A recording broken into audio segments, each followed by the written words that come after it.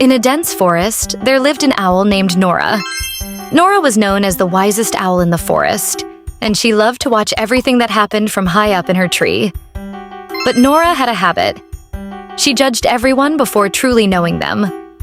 If an animal behaved differently than she thought they should, she would quickly form an opinion without knowing their story. One day, Nora saw a little hedgehog named Mickey sitting alone, not talking to anyone. "That hedgehog is so strange," said Nora.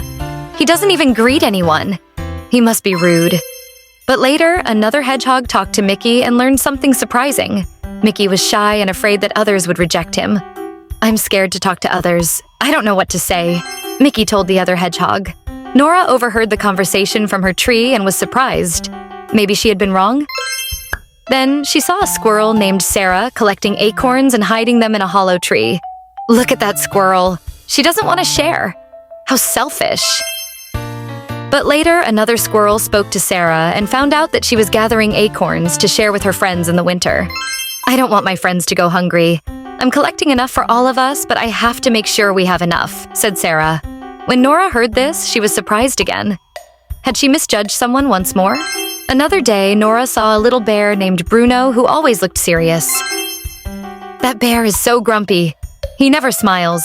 But later, Nora heard Bruno talking to another bear. "I take care of my younger siblings and have to make sure they are safe. I don't always have time to play and laugh, but I love my friends just as much as anyone." When Nora learned this, she paused to think. Maybe everyone had their own reasons for the way they behaved. That evening, Nora reflected on everything she had assumed about others. Maybe I shouldn't judge others so quickly. Maybe I don't know their whole story. So the next day, instead of jumping to conclusions, Nora tried to understand others' stories. When she saw Mickey sitting alone, she approached him and said, "Hi, Mickey. Would you like to sit together and chat?" When she saw Sarah gathering acorns, she asked, "Sarah, can I help you?"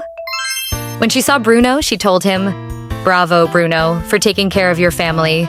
You have a kind heart." From that day on, Nora was no longer the owl who judged. She became the owl who listened. And guess what?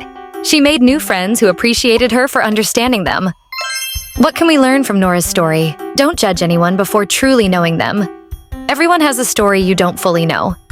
If someone behaves differently, ask yourself, what might be the reason? Instead of judging, try to understand.